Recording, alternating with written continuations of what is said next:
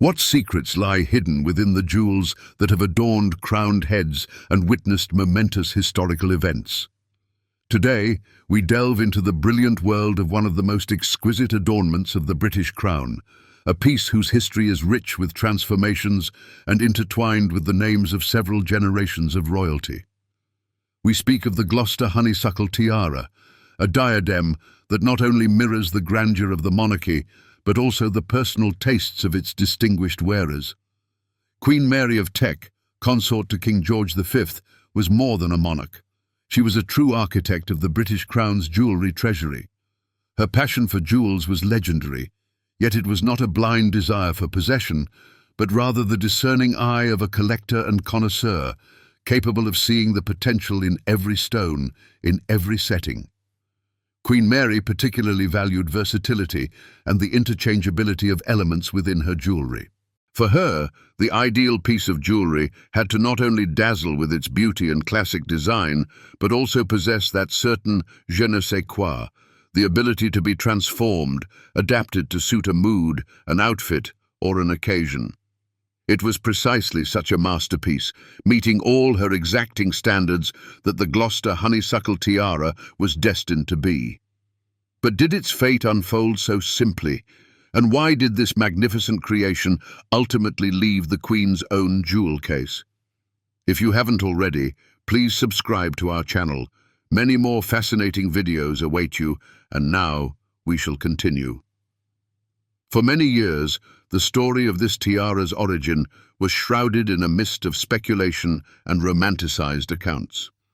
One of the most persistent hypotheses linked it to the Russian imperial family, specifically to Empress Maria Feodorovna. And indeed, the distinctive shape of the piece, its majestic curve, and the opulence of its motifs did evoke associations with Romanov tiaras in the kokoshnik style, so popular at the Russian court.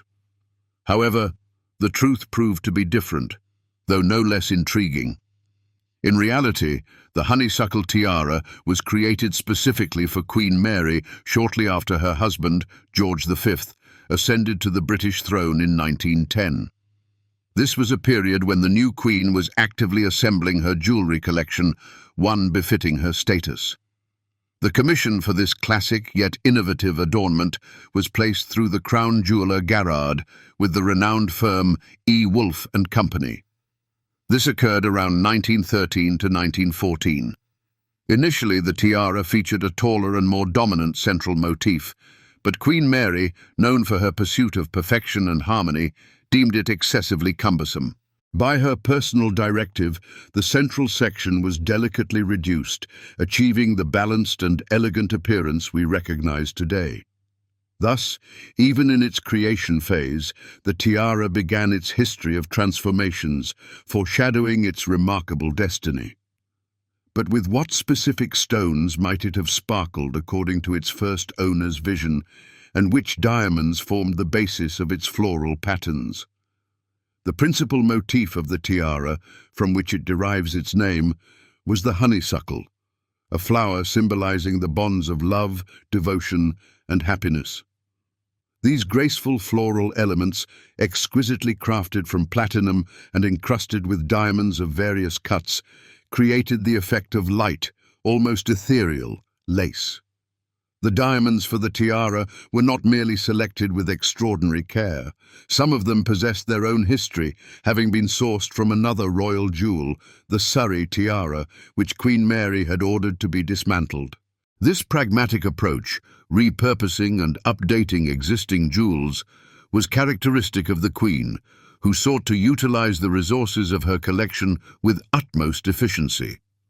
But the true crowning achievement of engineering and jeweled artistry was the designed capability to change the tiara's central element. Queen Mary could adapt the adornment for various ensembles and occasions by using one of three magnificent interchangeable centerpieces. The first, and perhaps most impressive, was the legendary Cullinan V diamond.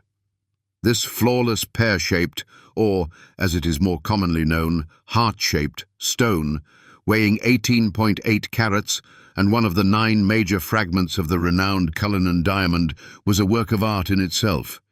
Set in the center of the tiara, it imparted a truly regal majesty. It was in this configuration that Queen Mary was captured in an official portrait in 1914, and this image has passed into history. The second option for the central adornment was a splendid brooch featuring a large, deep blue Ceylon sapphire surrounded by diamonds. This element added depth and color to the tiara, allowing it to be paired with gowns and other jewels in blue hues. Photographs from the 1920s have preserved for us the image of Queen Mary wearing the tiara with this sapphire centerpiece. The third, and perhaps the most exotic at the time, was a brooch with a large pink kunzite, also framed by diamonds. Kunzite, a delicate pink or lilac-hued spodumene, was only discovered in 1902 by the famed gemologist George Frederick Kunz, after whom it was named. By the time the tiara was created, this gemstone was considered a true rarity and an exclusive item in the jewelry world, and its inclusion among the interchangeable elements highlighted Queen Mary's awareness of the latest gemological trends and her boldness in stone selection. However, according to available information, Queen Mary herself may never have had the occasion, or perhaps the inclination, to appear in public wearing the tiara crowned with the kunzite. This stone awaited its moment to shine in its full glory upon another wearer. It would seem the honeysuckle tiara was created to accommodate all the wishes and whims of the monarch. An exquisite design, symbolic motifs, gemstones of the highest quality, and most importantly, the versatility she so prized. But, as history tells us, something about this magnificent diadem still disquieted Queen Mary.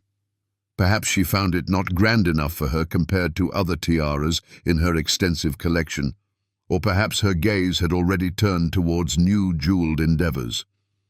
Be that as it may, in 1935, on the occasion of the wedding of her third son, Prince Henry, Duke of Gloucester, to Lady Alice Montagu Douglas Scott, Queen Mary presented this very tiara to her new daughter-in-law. However, the gift from her esteemed mother-in-law, though incredibly generous, was somewhat more modest in appearance than the original. What, then, had been altered in the tiara before it passed to its new custodian? Queen Mary's generous wedding gift marked the beginning of a new chapter in the life of the honeysuckle tiara. However, before Lady Alice, who became Duchess of Gloucester, could adorn her coiffure with it, the tiara underwent significant modifications. Neither the magnificent Cullinan V diamond, nor the sumptuous sapphire brooch, nor even the exotic kunzite were part of this gift. Queen Mary, with her characteristic pragmatism, had decided a different fate for these unique elements. The heart-shaped Cullinan V diamond, that fragment of the South African Titan, remained in the principal royal collection and was subsequently inherited by Queen Elizabeth, consort of George VI, the Queen Mother, and later by Queen Elizabeth II, who often wore it as a brooch. The sapphire brooch was gifted to Queen Mary's younger daughter, Princess Margaret, renowned for her impeccable taste and love of striking jewelry. The fate of the kunzite brooch proved to be more closely tied to the tiara. It was reunited with it, but only after Queen Mary's death in 1953, passing by inheritance to Duchess Alice. Instead of these splendid interchangeable elements, the center of the tiara gifted to Lady Alice was now adorned with a specially crafted diamond honeysuckle motif. This new central motif was skillfully executed to harmonize perfectly with the other floral patterns of the diadem, creating a unified and complete look. Thus, the tiara became less versatile, but no less beautiful. Duchess Alice of Gloucester first appeared in public wearing her new diadem shortly after her wedding, at one of the most significant events of the era, the coronation of King George VI and Queen Elizabeth at Westminster Abbey on May 12, 1937. It was a truly momentous occasion, and the young Duchess's appearance in the exquisite tiara did not go unnoticed, underscoring her new status and elegance. But how did the tiara's subsequent story unfold in the hands of Duchess Alice, and what further transformations awaited this diadem. For Princess Alice, Duchess of Gloucester, the honeysuckle tiara became not merely one among many jewels, but a true favourite, a steadfast companion for many decades. She wore it with pride to numerous official receptions, state banquets and society events, invariably demonstrating impeccable taste and a keen sense of style. The tiara graced her in several official portraits, becoming a veritable hallmark of the Duchess.